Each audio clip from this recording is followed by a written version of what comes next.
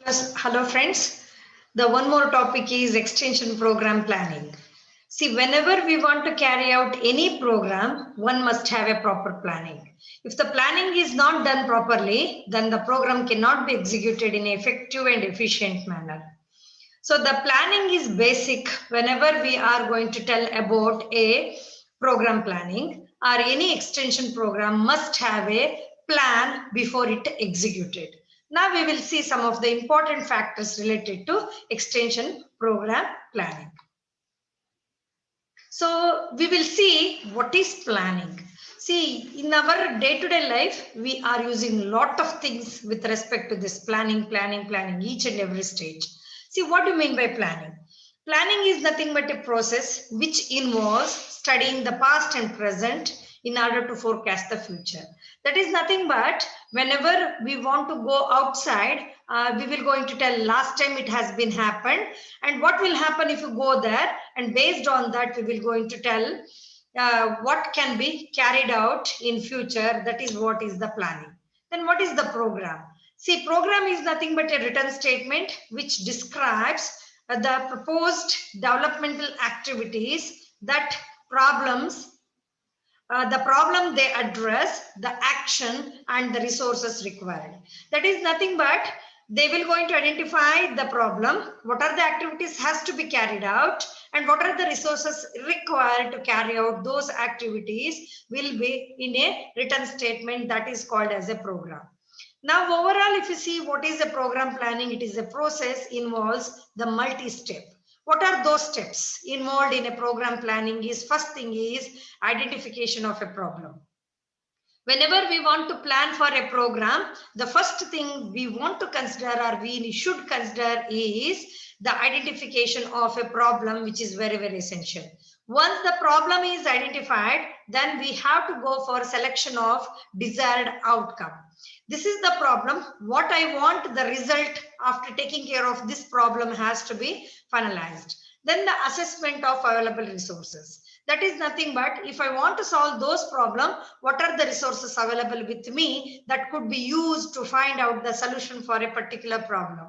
And the next one is based on the resources available about the problem, we are going to implement the activities, and at last we will going to evaluate whether I could able to reach the target which has been put forth before starting the problem solving process. This is what the important steps involved in a program planning. But when you see in a technical term, the program planning, especially with respect to extension that is defined by Liggins in 1961, is told as it is a set of clarified, clearly defined, consciously conceived objectives or the end derived from an adequate analysis of the situation which are to be achieved through extension teaching activities. That is nothing but the program planning has to be planned, which is clearly defined. It has to be defined very clearly. And whenever we are going to develop objectives, it should be consciously we have to develop objectives, or it is an end we want to reach that will be mentioned, that should be very conscious. And this is decided based on the analysis of the situation, and that could be achieved through a proper extension teaching activities. For example, if a small farmer could not able to get a desirable profit out of his cultivation, that is what is the problem that is defined based on clearly studying about his situation. Then what is my objective? I want to improve the return of a small farmer who could not able to get an economical return. So I am put forth the objective or the goal is that I want to improve the economic status or the economic return of that small farmer. So for that, what I have to do, I have to look into the resources available with him and what are the extension teaching activities I have to do. I have to educate him. Go for hybrid crops, go for integrated farming system, adopt some enterprises, go for poultry along with the paddy cultivation, or you go for fisheries. So all these things has to be taught to a farmer through extension teaching activities so that my objective to reach the improved returns could be achieved. So in a program planning, we must know certain concept related with that. The first one is a plan. Plan is nothing but a predetermined course of action. That is nothing but what I have to do in the next moment will be determined through this plan. And then the one more concept is plan of work. The plan of work is nothing but an outline of activities so arranged as to enable efficient and execution of the program. That means, for example, if I want to carry out the economical returns of a small farmer, what should be my plan of work? First thing is I have to do, that is I have to create an awareness to the farmer. That will come to in my activities as a first, that is outline of activities. So that will be arranged. After that I'll going to train him, provide him the hybrid seeds. I will educate him about IFS, and what are the IFS component could be included in his farm will be done, and timely extension advisory will be given to him, and that all the things activities will be listed. Our outline will be carried out. Based on that, I'm going to carry out the activities or the program. Next thing is the calendar of activities. The calendar of work is a plan of activities. That is nothing but the plan of work which is arranged in a time sequence. That is nothing but, see, I have done that. The first work I want to do according to my plan of work is I want to create an awareness to the farmer. So awareness of the farmer I have to create means I should not take 6 months in that. That has to have a certain time bound. That will be decided through that calendar of activities. That is your plan of activities, how much the time has to be taken for each and every activities will be defined or clarified in a calendar of activities. What is the time required to educate him, and what is the time required to bring the hybrid seeds and to arrange the IFS components in his farm? That I have to have a time bound that will be defined in a calendar of activities. Now we will see what are the objectives of a program. Why we have to conduct a program, or what is the goal of conducting a program? Whenever we are conducting a program, we have to consider the important thing is what is to be done and why. And what I am doing, why I am doing is to be decided before going for a program planning. And always it has to be judged against all the new proposals. That means you have to furnish a guide against which we can able to judge all the new proposals. That means if I want to bring the economic status of a farmer and I'm recommending him to go for a IFS, previously same thing has to be might have been done and they could not able to succeed. I have to compare that with the previous one, and what important modification I have to bring has to be considered. And the next is you have to establish an objectives towards which our progress has to be measured and evaluated. That is nothing but I have to set forth a goal, and at last I could able to measure whether I could able to reach the goal, and it is whether it is successful or a failure. And next is the important objective of a program is you have to choose the important aspect has to be carried out in a program from the incidental one. That means you have to prioritize your work in a program planning. And always, whenever you are conducting a program, you have to develop a common understanding about the means and end between the different functionaries or the organizers who are involved in a program. That is nothing but everybody should work together, have a common understanding about your objective of the program, such that everybody can able to put their effort to achieve the end or a goal in a program planning. And the next thing has to be considered is whenever it is possible, you have to ensure that there should be a continuity even though some person is changed. For example, if I'm having a proper planning of my program and the head of a program has been changed, one more person will come. He will be having an outline, what are the activities has been carried out and how he has to move in future. And the next one is it helps in developing a leadership. That is nothing but when you are given a responsibility to carry out a particular activity, then automatically the leadership quality will develop among yourself. And it helps in developing a common understanding about the means and ends. That means when you start doing work together from a different organization, different functionaries, you will have a common understanding what has to be achieved and what are the means or the ways I have to carry out or I have to adapt to achieve that objective. And the next one is the planning helps us to avoid the waste of time and the money to have efficiency of the program. And always you have to justify the expenditure involved in a program to ensure the flow of fund. That means you are having a certain budget for your program, and you have to plan in such a way that for each activity the expenditure has to be justified so that you will have a sufficient fund for future activities to be carried out under a particular program. And next one is you have to have a statement in written form for public use after the completion of the program, and you have to publish it in a document way such that I could able to improve the economic status of a farmer, or the economic returns of the farmer has been improved due to IFS component or to use of hybrid, that has to be given in a written format that could be used as a basis for the public to carry out the future activities. Now we will see what are the principles of extension program planning. The first one is it should be based on the analysis of the past experience, present situation, and the future need. That means whenever I go for planning a program, I have to consider what are the past experience, what is the present situation. Maybe past it was difficult, maybe farmer could not able to adapt the IFS. Now he has got lot of awareness and he is very interested in doing it. That is what is the present situation. What is the future need? That means the future need is he has to manage it with the continuity in improving his in returns. That has to be considered while you are going for a extension program planning.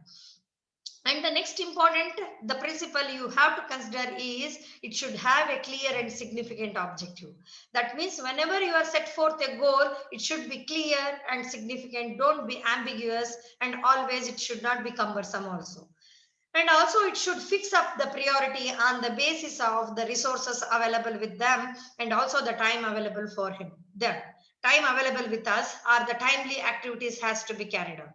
For example, we are having a very much optimistic, means we want to touch the sky, but every time it is not possible. So whenever you are fixing the priority, it should be based on the availability of the resources. I want to make a farmer a high-tech farmer who is having only 1 acre of land. It is impossible in a particular period of time or in a given period of time. So I have to prioritize what are the things to be done for a farmer such that he can able to achieve the improved economic status based on the resources available and also the time available for the people, farmer, and also for the extension worker. And always you should clearly indicate that what are the resources available and what are the resources is utilized. That means availability and utilization of the resources has to be clearly defined. And one must have a general agreement at a various level. That is nothing but when you carry out stage by stage, the program is there, and each stage, all the stakeholders or the functionaries involved should have a general agreement. Okay, this is correct, we can carry out the next step should be there. And the next one is it should involve the people at the local level. That means whenever I want to conduct some program in the village, I should involve people who are in a local area, because they act as a rapporteur for us and they act as a bridge for us to convey the message to the farmer in the local area. And it should involve always the local institutions and organizations also. For example, if I want to gather a people, these local institutions or the organization will help us to gather the people for a particular program. And we must have a definite plan of work. That is very essential to have a success of a program. And always it should provide for the evaluation of results and the reconsideration of the program. Whenever you are conducting a program, you must have one component, that is the evaluation of the results, and you have to reconsider for the success or the failure of the program has to be reconsidered for the future program planning. And the next one is it should provide the equitable distribution of the benefits among the members of the community. That means there should not be partiality. It should be impartial. Whatever may be the benefit you have got has to be equally distributed among the members of the community. Now we will see the different steps involved in a program planning process. See, there are 8 steps involved in a program planning, in which the 4 steps are called as a program planning stage and another 4 steps are called as a program development or the program action stage. See, usually the program planning means here we are going to plan and the next we are going to put that plan into action. So that's why it is called as a program action stage. See, the program planning process involves the first thing is collection of fact, analysis of situation, identification of problem, decision on the objectives, developing a plan of work according to the objective, executing the plan of work, evaluation of the program, and reconsideration. This is what the important steps involved in a program planning. Now we will see one by one. The first thing is the collection of fact. The collection of fact means nothing but you have to collect what is the basic information of a particular situation. For example, I want to improve the economic status of a farmer by educating him to adopt a IFS means I must collect the basic information that why a farmer is not going for the improved cultivation practices. What is his holding? What is his educational status? Manpower, resources available with him. What is the problem with that? If I adopt it, what will be the future? Everything you have to collect the fact. The collection of fact will be done through the data collection process, maybe through a survey or PRA technique or through interviewing the farmer. Once you collect the facts, then you will go for analysis of the situation. Analyzing is nothing but putting the data into a Excel sheet or in a statistical tool, and we are analyzing by using different statistical tools and coming out with the results that what are the major problems that is experienced by that farmer and what is the need of a people will be analyzed in a particular situation. Once I analyzed, that means the farmer is having a lack of resources, maybe lack of knowledge about IFS, which help him to get a improved economic status, maybe the analysis of that, then I will going to identify the problem. Once I am analyzing the situation, I will identify the problem. Problem is nothing but people needs are identified. And based on that, we are going to identify the problem that leads to such situation. That means the people are suffering from something. What is the reason for it? That is nothing but a problem. So here the farmer is suffering from economic returns. What is the major problem of him is nothing but he don't know how to utilize the resources to get the economic returns out of his small holding. So I will going to identify the problem. Once I am going to identify the problems, I am going to develop objectives. The objective represents the forecast of change in a behavior of a people and a situation that has to be brought out. Or in a simple sense, we can say that it is the goal I want to achieve. Goal is nothing but here I want to improve the economic status of a farmer by implementing IFS practices in a small holding. So I will going to set forth the objective, then I will going to develop a plan of work. See, the plan of work is nothing but a calendar of activities. As I told that, see here we will develop a different activities has to be carried out one after other with a different time span.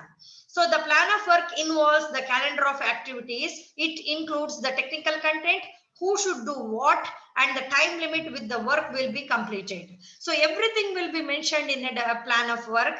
That is time component, who has to do what, and what is the time given to for that, and when that work will going to complete. Everything will be developed here, and based on that, I will going to execute the plan of work. That is what is the action starts. Once I am going to develop a plan of work, then I'll start executing it. That is arrangement of supplying the necessary inputs for that, credit, teaching aids, extension literatures, and all these things and the resources required. Everything will be made available in a execution part, and we are going to initiate the action. And everything will be implemented in his form. Then I'll go for evaluation. See, evaluation is nothing but I am going to determine what changes I could able to achieve in the behavior of a farmer in a particular situation. For example, what is the increase in economic return of a farmer by adopting the IFS practices? That will be determined through this evaluation. It is mainly to measure the degree of the success of a program in terms of its objective, which is or the goal which is set forth. Once it is evaluated, then I'll go for reconsideration. Reconsideration is nothing but a systematic and periodic evaluation of the program. That is mainly to reveal what are the weak points of that program and what are the strong points of that program.